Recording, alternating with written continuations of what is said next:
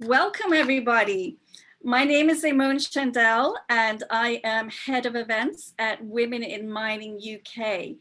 Thank you all for joining us this afternoon for a special event very kindly supported by Deloitte. Before we officially start, I would like to run through the usual housekeeping points. Please note, we are recording today's event and will be available for playback on our YouTube channel, so do go out and look for it. If you could be so kind to keep your mics on mute during the panel discussion, that would be greatly appreciated. And your cameras have been turned off for now, but feel free to switch them on at any time. And we will be taking questions from our audience via the chat button at the bottom of your screen. As we've done in the past, we will be breaking away into breakout rooms to give you the opportunity to network with your fellow attendees before the panel discussion. If this is your first time joining a WIM UK event, I will be sharing further details on the breakout rooms shortly. In the meantime, I must give my thanks to fellow WIM UK volunteer Beth Payne of Wardle Armstrong, who is responsible for organizing today's event. Beth, huge thanks for taking the time out of your very busy schedule to support us. So to lead us into today's event, it gives me great pleasure to introduce you to our moderator, Patricia Muricy of Deloitte, Brazil. Patricia also happens to be a WIM 100 2020 Global Inspirational Woman in Mining. Patricia, thank you for moderating for us today, and I'd like to hand over to you now to start us off. Well, thanks, Simon, and thanks, Women in Mining. It's a pleasure to be here today. So welcome, everyone. My name is Patricia Muricy. I'm the National Mining and Metals Leader for Deloitte Brazil and based out of Rio de Janeiro. It's an honor to be here today to moderate such an important panel with great panelists to talk about a topic that I believe is a must in the mining industry. So closing the trust deficit through ESG and a commitment to a low carbon future. We all know that mining is central and key to the energy transition for a lower carbon future. So why the trust deficit? What can miners do to change this narrative and regain society's trust? In a sector with so many paradoxes, some love, some hate, crucial to economies, but yet very undercapitalized, important to create jobs, but still struggles to attract talented and young professionals, has generally done a very good job throughout the COVID health crisis and still is now facing the rise of nationalisms and likely a higher tax burden in the future. So this is what our discussion today is about. How do we take ownership of this narrative and change it and close this deficit? I'd like to also take this moment to talk about health and safety, and it's a COVID moment. So even though it seems like a long time now that we've been working from home and seeing each other through these tiny little screens, in countries like mine, Brazil, the numbers are still quite high, and sad news is all around us, even with our national health system hanging in there and vaccination program growing strong.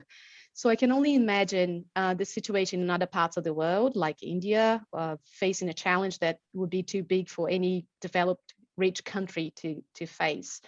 And as professionals, as businessmen and women, the few lucky ones who won the lottery of life, who have never faced hunger, who have always had shelter and education, we have an obligation to give back to society, to protect the most vulnerable.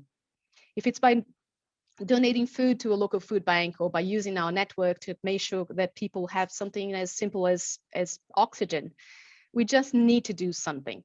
So please join me in a moment of reflection on our role in society and how we can give back to the community. And before we get to this discussion today, I would like to invite you to answer a poll question. It's our first poll question of the day. So it's going to come up in a second for you.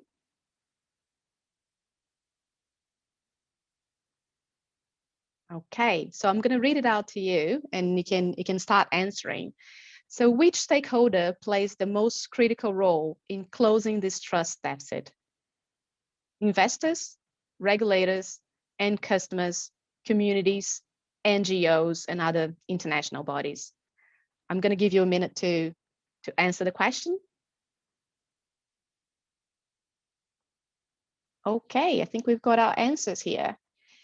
And well, I guess most people believe that the regulators and community, they play a bigger role in this, but it's quite, we've got 28% of investors, 44% regulators, 16% end customers, 44% communities, and 8% NGOs. So thank you for that. And I'll pass it to Eamon now to work the breakout sessions. Thank you so much. Right. With a little help from Zoom, we have the next best option to networking in person, the breakout rooms. Once I press the Assign tab, you will leave this view and enter your designated room. Each room will host between 3, 4, or 5 attendees for about 6 minutes. We will give you a minute warning before we bring you back into the main room. And of course, you'll get the most out of your breakout room if you put your camera on. So please don't be shy, introduce yourselves, tell us a little bit about yourselves. And if you're all ready, bear with me and I'll press the Assign tab now. Right, over to you, Patricia. Well, thank you. So I hope you all had a chance, just make sure, yeah. I hope you all had a chance to get to know some of the participants in your breakout group now. And so to join me in this discussion on the role of mining industry in the future, I'd like to welcome our 4 panelists of today. We have here with us today, Vanessa Davidson. Vanessa is the Director for Base Metals Research and Strategy at CRU Group, with overall responsibility for regular market and cost reports. She's a specialist in copper, the copper market, and regularly delivers presentations on copper at international conferences. I also have here with me today Dashni Naidu. Dashni is the Director of Finance and Business Development for Valley Base Metals business. And prior to joining Valley, Dashni was the CEO of the Zinc International business for Vedanta Resources. She's 3-time South Africa mining rainmaker. And in 2018, she was recognized among the 100 Global Inspirational Women in Mining by WIM. She has also served as a board member of the South Africa Minerals Council. Got Rick Rule. Rick is the president and CEO of Rule Investment Media. He had started his career in the securities business in 1974 and is known for his experience in many sectors, including agriculture, alternative energy, forestry, oil and gas, mining, and water. Rick is actively engaged in private placement markets through originating and participating in hundreds of debt and equity transactions. And Andrew Swart. Andrew is our global mining and metals leader for Deloitte. He leads a team of over 2,500 professionals from around the world and has the responsibility to set the strategic direction and the go-to-market strategy for the global practice. He has over 2 decades of consulting experience, especially in corporate strategy, innovation, and organizational and transformation with Deloitte Monitor Group. So if I can start with you, Andrew. Every year, Deloitte publishes a study called Tracking the Trends, which aims to capture the top 10 trends in the mining industry for the coming year. Last year, I think the whole world was taken by surprise by the COVID pandemic, and Deloitte was quickly to assess the trends post-COVID. One thing that caught my attention was to see the evolution of the trends and how ESG has been gaining importance year after year, to the point of now representing 3 out of 10 trends. So would you give us an overview of the study and why do you think ESG has made to the top management and board agenda lately? Sure, thanks, Patricia. So look, maybe dial in, first of all, around the, I guess, the overall report, right? So this year it's in its 12th publication. And certainly, as you've said, like the trends shift from year to year. It's never a point where you get a brand new slate every single year. Last year, we featured ESG for the first time. We featured sustainability many years in the past, but last year we explicitly called out ESG. And then this year, we actually dedicated 3 out of our 10 trends to ESG, where we unpack the E, the S, and the G. And I think it just highlights the importance of this. In some of your sort of opening remarks as well, you had mentioned I guess the title of this overall sort of webinar is being Closing the Trust Deficit. And that's what we actually entitled our trends report this year. And there were a couple of reasons for this, right? One is, I think part of the inspiration for this came from a report that the World Economic Forum released last year in about July, where they spoke about trust as being the #1 risk facing the mining industry, not as reported by the forum, but actually reported by the mining industry. And the more and more I think we thought about it, and particularly in the context of COVID, we saw quite a really interesting dichotomy that sort of sits within the mining industry today. So on the one hand, you have an industry which is critical to the energy transition, right? As we think about battery and green minerals and whether or not it's copper or nickel or lithium, and you can go down the list.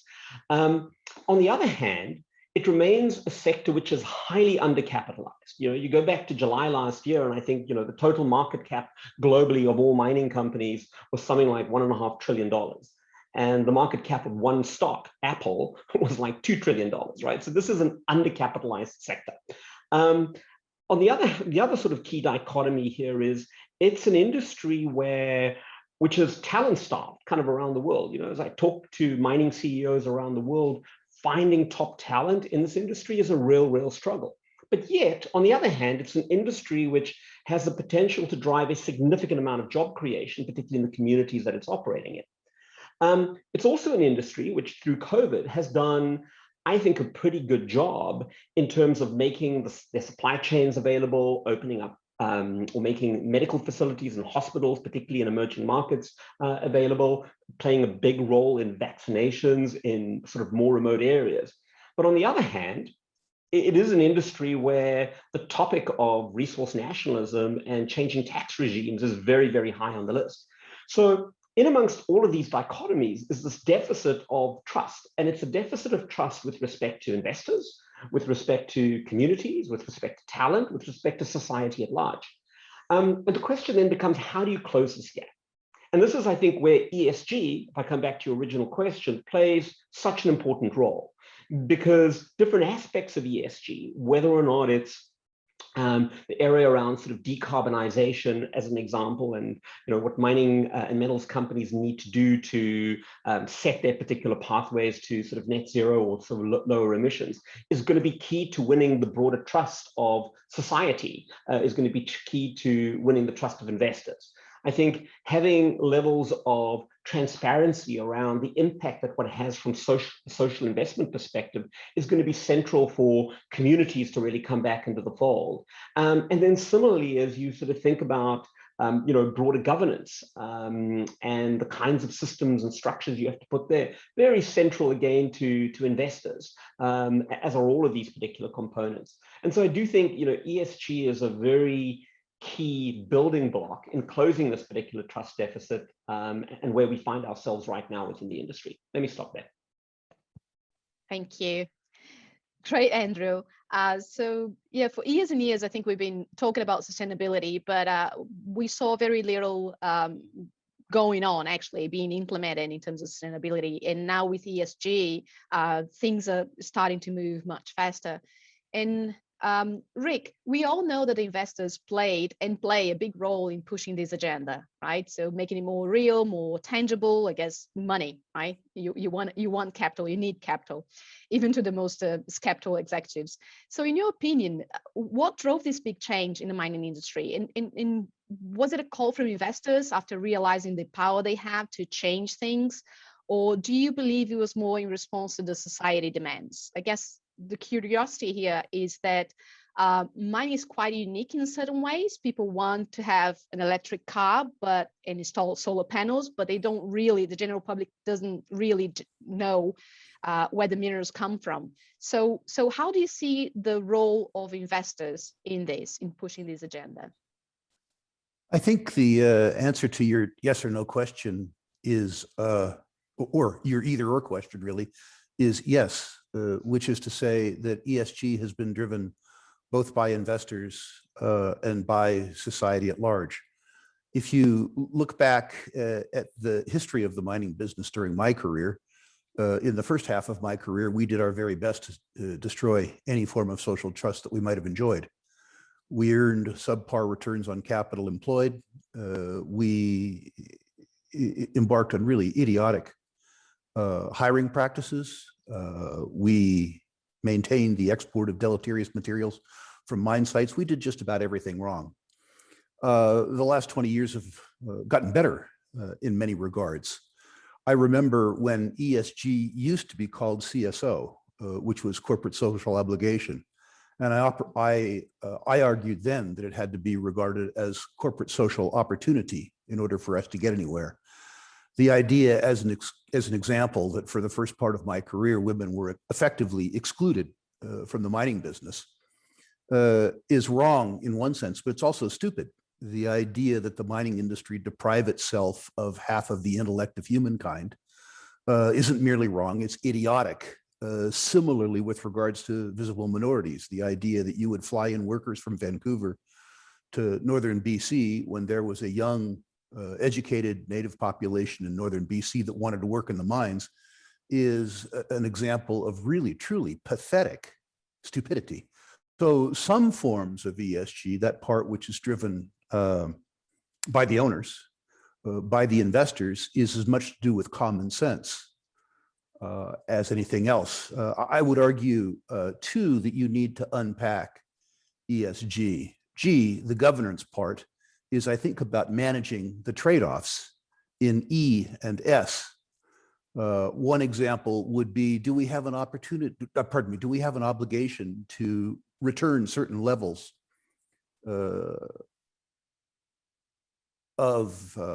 based on capital employed? In other words, what do we owe our owners? What do we owe pension funds? What do we owe university endowments? What is an acceptable social take? In other words, what is society, what free carry, if any, is society allowed, or should they be allowed to take? And how much responsibility and authority do we have in governance in terms of determining how the social take goes? One example, which we discussed in the breakout session, would be if you look at the traditional distribution of social take in frontier markets in particular, the capital got the taxes and the regions that bore the cost got nothing. Do we have the right as an industry to tell societies where we're guests which of their social priorities are more important to us? Do we have an obligation to poorer, to the bottom 2 billion people on Earth, to deliver materials to them as inexpensively as we possibly can? Or is that obligation offset in a rush to decarbonization or some other goal? So I really believe that the question you ask is partly directed by society because they want our money and they want our goods, among other things, and they are our hosts, but also by ourselves as owners because the E and the S part is an important part of our social license. It's a normal and natural business function, just like return on capital employed or perhaps part of capital employed. And so I prefer to look at it that way. Oh, great. And it is an opportunity, right? If you do it right, it's fantastic. Daphne, you were an experienced executive in the mining industry, and we have been seeing what some call the rise of nationalism. Andrew talked about it. We've got reports talking about it. And I guess it doesn't come much as a surprise that most governments are coming out of this crisis quite in depth. So how do you see the impact of nationalism in the business and in the ESG agenda, and how Valley, your company, is reacting to this evolution? Thank you for that, Patricia. And I'd have to say I loved Rick's answer there. I did see, Patricia, earlier this year, actually, the Verisk Maplecroft report released in March, that revealed that this, in fact, was the case in terms of the rise of resource nationalism. And I think they cited 34 countries, and citing the pandemic as aggravating, the tendency of a greater intervention, which is what resource nationalism is all about. But not surprising, as per this discussion, that half of those countries are dependent on minerals and hydrocarbons that they export. So whilst we can question I suppose, the methods, the rationale is very understandable. Governments, as you rightly say, need to plug the fiscal gaps in there during a pandemic, because we're still in a pandemic, and the post-pandemic recovery plans. So I believe, and I think Andrew's touched on this as well, that the support that the mining industry has offered during the pandemic should have gone some way, towards closing that trust deficit gap, and not only with governments, but all stakeholder groups. That any interventions, hopefully, that come our way, and we're already seeing some of these leading indicators in terms of taxes in certain jurisdictions, etc., are now moved towards being co-created as opposed to being forced down. Mining, Patricia, is now firmly committed, as we've heard, to ESG. So securing a low carbon future is locked into our roadmaps, being ensured, in the organizations that are diverse and inclusive is being hardwired, as I'm seeing more and more of, and holding ourselves to account, to all stakeholders is becoming DNA. This is not to say that we don't have some way to, to go, but I'm definitely seeing the movement in the right direction. So you asked the question there, I'm just making sure I answer it, around what Vale is doing and how we reacted. So Vale has reacted in a significant way. The Brumadinho reparation work that is underway, redoubling our efforts on safety and risk management, and accelerating our work on D&I, and reiterating what we call one of our strategic pillars, which is packed with society. So turning very specifically into some of those sustainability goals, we have a goal of reducing, our GHG reductions by 33% by 2030. And that is against our 2017 baseline, which includes our scope 1 and scope 2, and a carbon neutral target, which great to see everyone making the commitment here to being carbon neutral by 2050. But I think most humbling for me joining Vale has been the work that we've done on scope 3, making us, I think, want to put a firmer reduction on the table of 15% on our scope 3 emissions reduction by 2035. And because that came later in our just transition work that was based on a 2018 baseline. We also are committing to 100% self-generation of clean energy by 2030. And from what I'm seeing, the global operations are, of course, far ahead of this. A lot of work has gone into Brazil. I think the company's committed. Patricia, you probably know this better than me. I think we've committed over $2 billion over the next decade to actually see this clean energy transition happening over the next, over the next decade or so. I think that one of the more humbling initiatives for me seeing Vale in action was actually the work around recover and protect around 50,000 hectares of forest in the iron ore region. And that for me, that was great because again, linked to everything that we've just heard, it's going beyond our boundaries. So maybe just to bring it all together and touch on, what you said about how is mining companies, how are we responding? What does this mean? Simply put, Patricia and fellow panelists, I mean, the definition of successful businesses are changing. Businesses need to be far more inclusive to a broader stakeholder group and be able to respond to changing societal values more nimbly to be truly successful. We have a way to go, but I think what I'm finding very encouraging in the industry right now is the fact that I'm seeing a definite change in mindset. And we can definitely say the one positive, coming out of COVID, and there might be a few others coming out of COVID, is creating that mindset change, that more has to be done in terms of social, environmental equality. And I think, specifically in my domain, bringing it back to business, ESG is no longer that push factor, where we have to be seen. I liked what Rick said about obligation, versus opportunity, that mining companies are now converting ESG into value creation. And we're actually using ESG filters to make investment decisions and valuations as opposed to pure financial metrics. So that's the response to a very long question, Patricia. So trust that that gets no, it. I think that's great because honestly, I don't know how many people share this, but when the COVID crisis hit, I was worried that this would get a pushback. You know, people go back to basic usually when you're in a crisis situation and cut costs and would cut the investments. And this is an area that straight away you saw companies reaffirming their commitments. And I think that's fantastic. That shows, as you said, that the definition of a successful company has indeed changed. So there's no going back to obligation. We're moving forward in this. And Vanessa, we talked before, and we talked a lot about green premiums, right? So there are a lot of investments going on, and we talk a lot about green and brown minerals. And I think the question that comes to mind is, will we see a premium for green, sustainable, ethical minerals? And what's the main force driving this trend right now? You think it's more to do with investors or end consumers? And do you think the end consumers will be prepared to pay a premium for green products?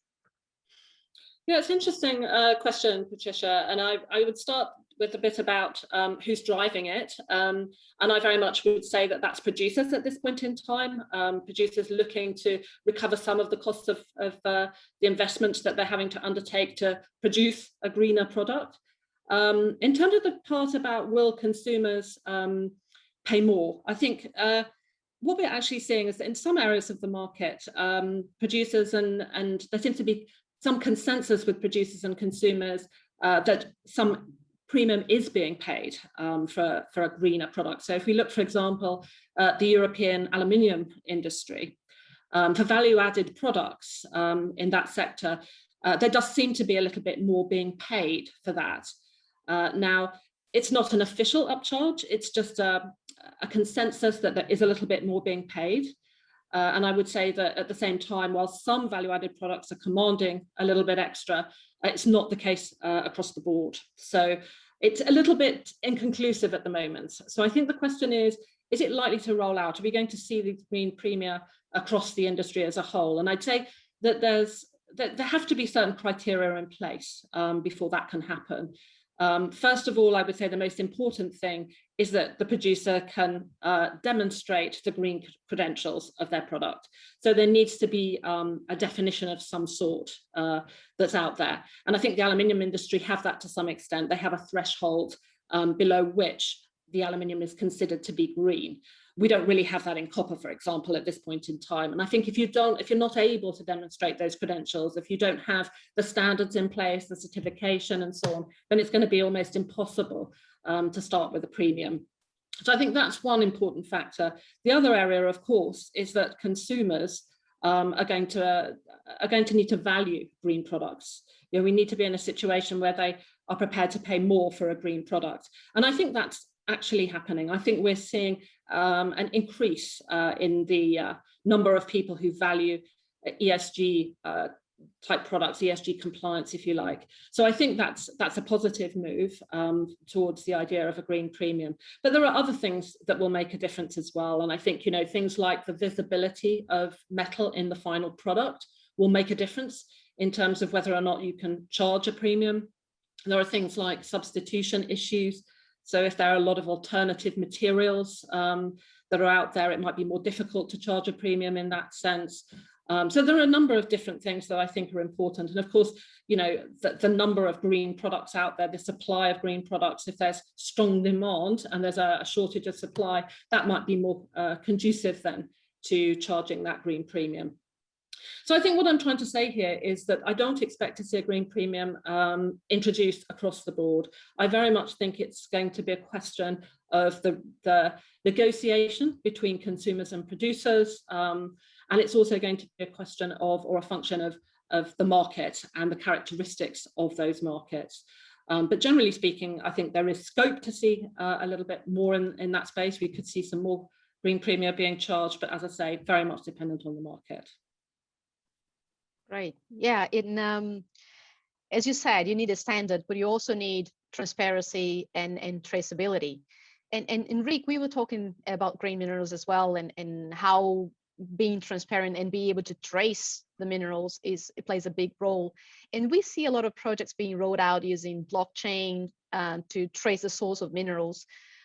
like we see in other sectors, right? Like agriculture. So is blockchain the technology to give reliability and transparency so that we can, target this premium, or at least make sure that everyone plays by the same rule? I hope so.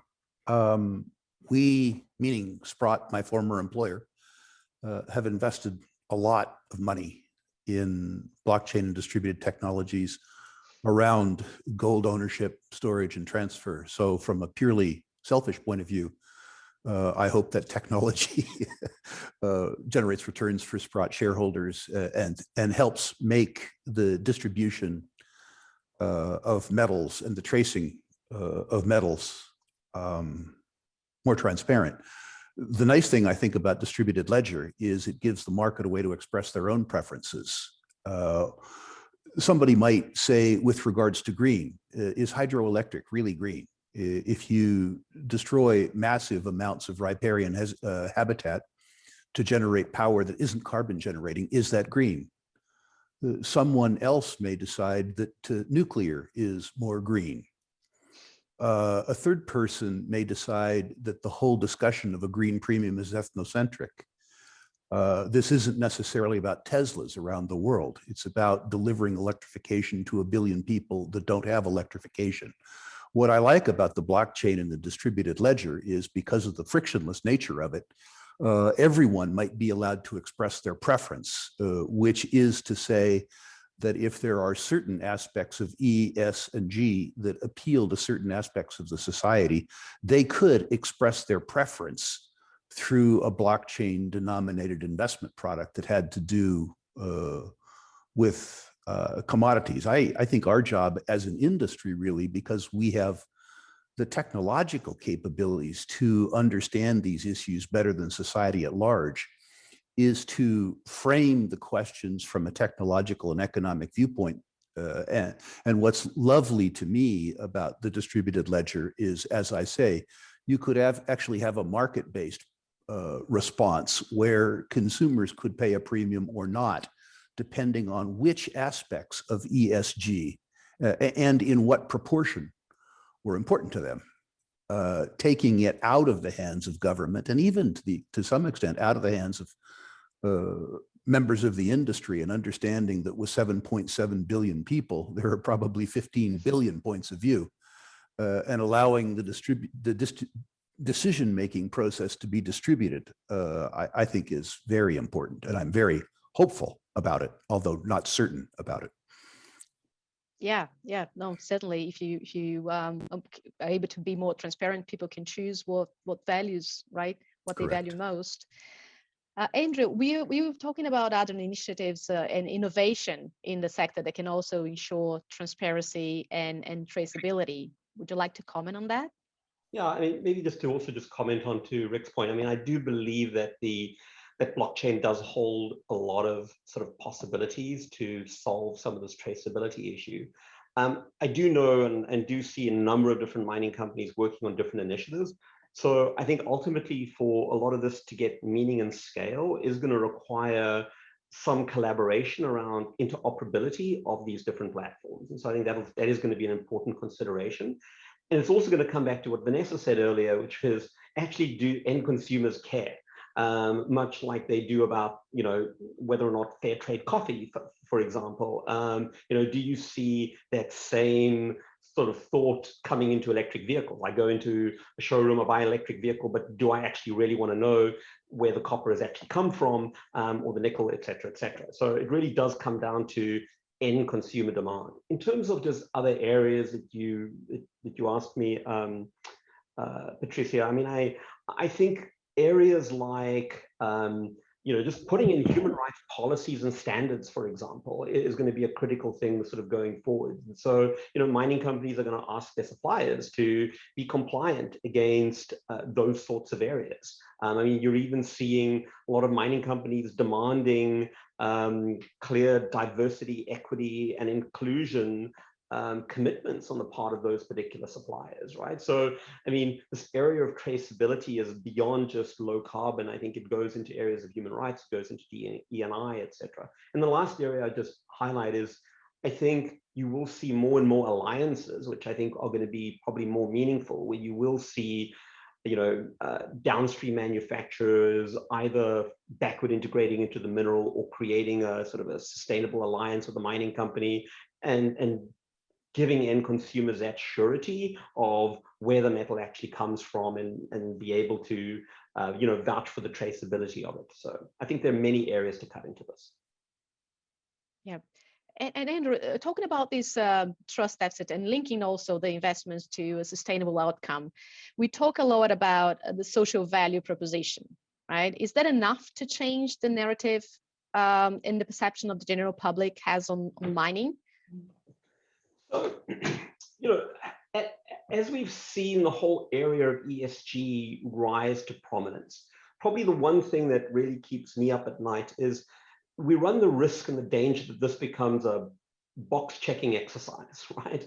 And at the end of the day, it's sort of like, okay, well, these are the criteria, and I'm just going to fulfill these particular criteria. But we actually lose sight of the underlying dilemma, the underlying drive, and it actually goes to a lot of like Rick's opening comments, which was around, gee, like several decades of really bad practices have kind of led us to this particular point where there is this demand for transparency across, all areas of sort of ESG.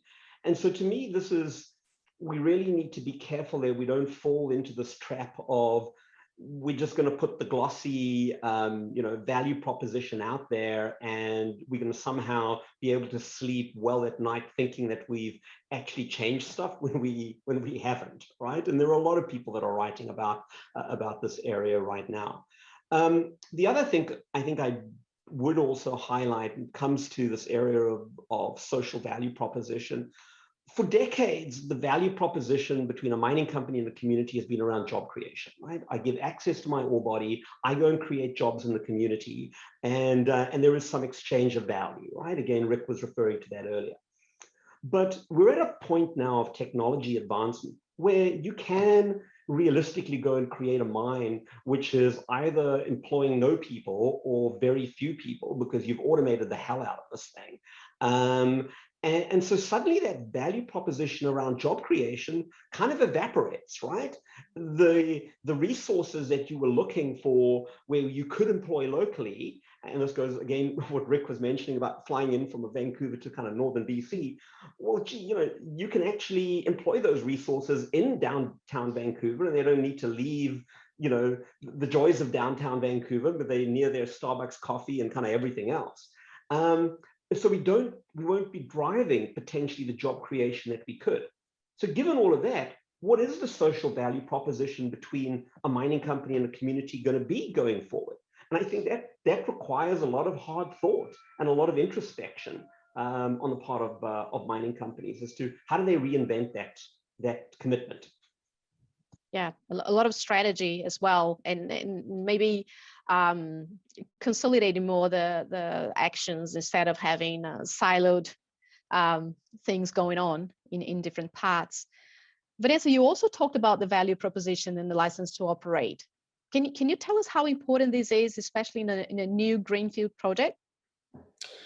Yeah, thank you, Patricia. I think it is very important, actually, the social license to operate. I mean, it's just something that we've noticed a lot. We monitor, what's happening with greenfield projects, and certainly in the copper space, what we've really noticed of interest is that people are spending increasing amounts of capex in this area, and in fact, it's probably the area where the capex is growing most strongly when we look at all the different ESG solutions. And you've got companies that are coming in, they want to get buy-in for their project in a particular area, and they're spending money on, hospitals, schools, roads, and so on, long before they're actually in production. And they're doing that so that they can get to a point where when they need to start up, they can do so in a timely fashion. And then they can be sure as well that as they move forward, if they've got that buy-in, then they should be able to produce disruption free, I would say. So just something that we've noticed there, and with those greenfield projects. Right. And Dashni, you talked about all the good things that some of the mining companies have been doing through this COVID crisis, and I saw a few here in Brazil, like importing test kits and helping the government with all the logistics. Do you really think these helped change the perception of the general public towards mining? Yeah. Thank you, Patricia. Yes, I think those concerns definitely were there at the start of the pandemic, and I do believe to some extent, as you've mentioned, with all of the support, that they've been allayed to some degree. Coming back to the trust deficit, the mining industry has certainly stepped up to work within partnerships. We've always done it, but I definitely saw a step up during the pandemic with governments, employees, business partners, NGOs, communities. And I think what I liked about what I sort of, it wasn't just using the capacity that we had in terms of, alleviating, mitigating to whatever extent the health crisis, but also ensuring that, mining that was an essential service in many jurisdictions could continue mining with the new protocols. So there were also concerns, and we've heard so many of these, that mining complexes would become hotspots for COVID, right? And there were some incidents, but I think but it did not become hotspots. And why? Because mining understands risk management. We're getting better at it, Rick, and I'm glad you noted that in the second half of your career, you are seeing it. I mean, we're definitely getting better at understanding risk management and applying that risk-based approaches to the actions that we've taken. So I think what I've seen is we've definitely acted responsibly when it came to maintaining jobs. And yes, Vanessa, commodity prices have helped that as well. And also honoring supply agreements with the greater, business partner network. And maybe just to wrap up there, as Vale, and given what you've seen on the ground there in Brazil, and in keeping with our pact with the society, we have donated over $100 million to date, assisting in not just around Brazil, in the various geographies that we operate in. And again, I've been humbled by the expansive nature of the aid, from actual aid, supplies, construction of hospitals, utilizing mine facilities, etc. And to the point that you've raised, Patricia, we are part of the industry initiative to give around 3.7 million intubation medications over the period, as well as 50 million syringes. I've also seen mining companies react very differently, and I hope this is where society has taken note that when it wasn't safe to operate, like we found in our Voices Bay operation, also remote site, that during the first case of, or when we had our first case of COVID, we actually pulled back, knowing that we would actually risk an entire society there. So we stopped for 4 months. Both the Greenfields project as well as the operations. So to wrap up, I mean, mining matters. Even in Canada, which I'm very new to, looking at the numbers are incredibly staggering. We touch directly and indirectly, millions of lives, and the sector's ongoing COVID response has to go some way towards building these partnerships, closing the trust deficit that Andrew and everyone else is speaking about, and hopefully repositioning the industry as a caring partner and investor of choice. I think my only caution, though, is that the miners should not be resting on their laurels, that we've done some really good work, but let's use this to build on it to make sure that we can further close that trust deficit gap. Right. Thanks, Patricia. And Vanessa, going back to environment, we talked a lot about water, right, and how is a major issue long term and a concern, especially like you're a specialist in copper, and we're seeing a lot of technology being used, like desalination plants, proving to be maybe one of the most popular solutions. What are the implications of the use of this technology for both miners and communities?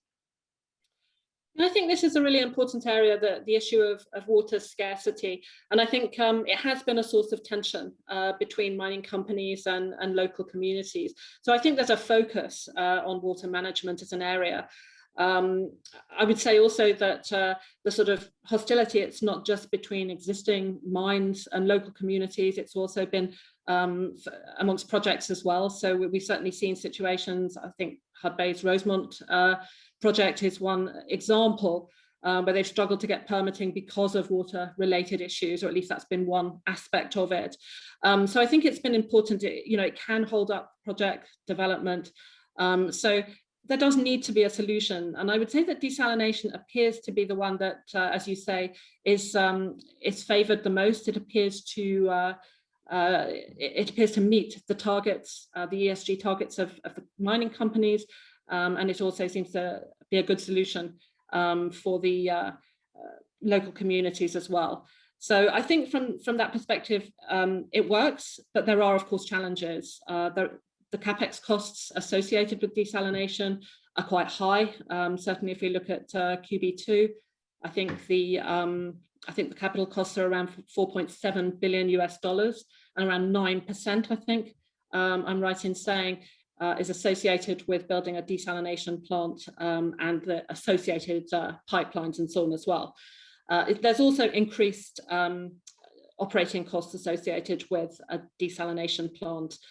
You need extra power in order to operate the plant, and also to pump the water around as well. And of course, that has its own challenges with regard to emissions and so on. So it's not necessarily easy. And there's also, of course, a waste product associated with desalination as well, in the form of brine, which gets pumped back into the water. Of course, that brine is treated before it's put back into the water, but there is potential, I guess, for that to disrupt aquatic ecosystems. I mean, to date, we don't know of any examples of that. We haven't seen any major accidents, but nevertheless, it's something to consider. So I do think desalination is a good solution. I do think it works, but as I say, it's not entirely without its challenges. Right. Well, I got lots of questions here, and I think we could spend another hour talking about this. There's just so much that I would like to ask you, but we are reaching time here, and so we have to finish with another poll question, and I would love to hear from you. Eamon, I think you're gonna put that on screen for us.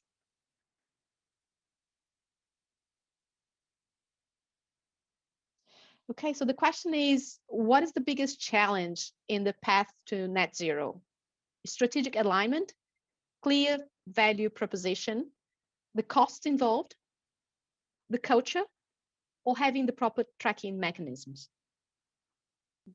I close here, and it's interesting to learn that most people think that culture is the biggest challenge, and so say sometimes it's not so technological as we would like to think. So thank you very much. Thanks, Vanessa. Thanks, Rick. Thanks, Dashni. Thanks, Andrew. We are right on time, so I'll pass it on to Beth so that she can give us the close remarks. Thank you very much, Patricia. Yeah, I second that. Thank you to all our wonderful panelists for giving up your time today. Thank you also to Joanna at Deloitte, who has put a huge amount of effort into organising this event. And also to Eamon Shandell, who, despite having been halfway around the world on a different time zone, has still managed to make sure all our events have run absolutely seamlessly over the last 6 months. So thank you to Eamon. For those of you that aren't familiar, Women in Mining UK is a volunteer-run non-profit organisation and promotes the employment, retention and progress of women in the mining industry. Everyone is welcome to become a member, regardless of gender or where you're located in the world. So please go to our website for free membership. Our next Women in Mining UK event will be held on Thursday, the 10th of June at 4 p.m. BST again. And the topic will be targeting the corporate boardroom, tips and inspiration for taking your seat at the table. Please do check out our website for updates and registration details. And thank you again to you all for joining. See you soon.